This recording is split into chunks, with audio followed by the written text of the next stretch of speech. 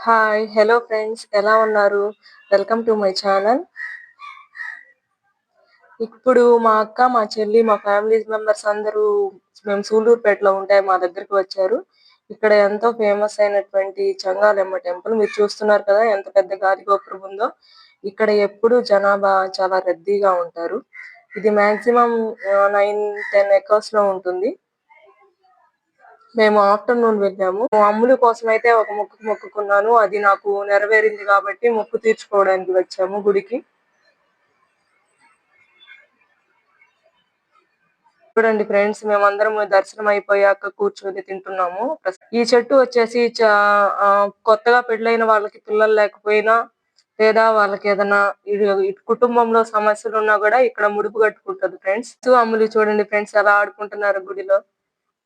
పశువు అయితే అమ్ములతో చిన్న పిల్లలాగే పరిగెత్తుతుంది.